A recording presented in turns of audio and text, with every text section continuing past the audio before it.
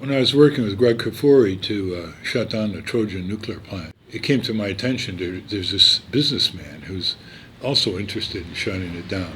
It's not like there were a lot of businessmen interested in shutting down a nuclear plant, and that's how I first heard of and met Jerry. He put a full-page ad in the New York Times, which he gave me reprints of, and basically it was saying the country's public infrastructure is crumbling. Clinics, schools, roads, bridges, public transit, and it's not being repaired. And he thought that was the real wealth foundation of an economy, because historically that's been true. We built roads and railroads and canals, and it facilitated private business and commerce. And he laid it out in great detail in this ad, and I thought it would be very valuable in election campaigns and public discussion of what to do about taxpayers' budget, how much to military weapon systems compared to our own public service projects. And no other businessman has done that, as far as I know.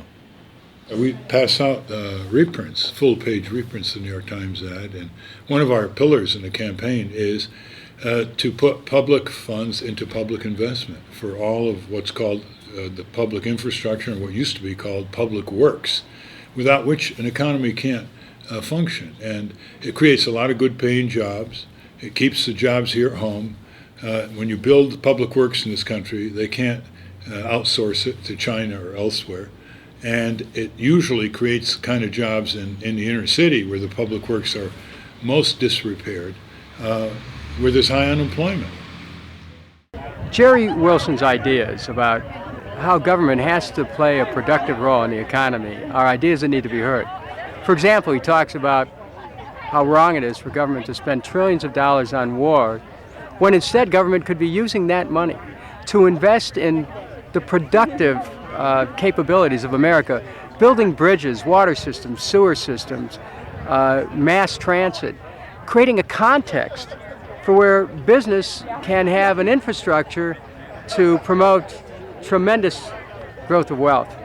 We have not even tapped our potential for wealth building in America as long as we begin to make the transition away from war and fear and poverty and towards peace and security and prosperity. Besides, Americans are industrious by nature. We can build anything. And it comes down to Congress to deciding what needs to be built now, and then get on to building it. They're our board of directors.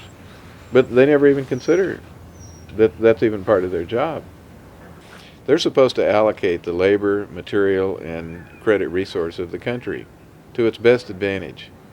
And the only way that they could do that would be to build the right thing, to find the thing that needs to get built first, and then get on with it and build it. And print up the money to get it built with, and then, where's the debt? There's no debt. Shouldn't be. There's just new wealth created with labor. Maybe they'll catch on one of these days. I don't know how bad things have to get before, people will start looking for the right answer, but I've tried to do my part, but how much can any one person do?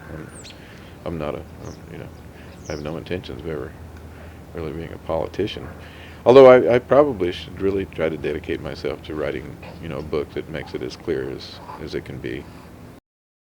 Consumers and buyers can direct their money wherever they want, and if they like a company's product but they don't like the owner's politics, they can move it elsewhere, and that's freedom.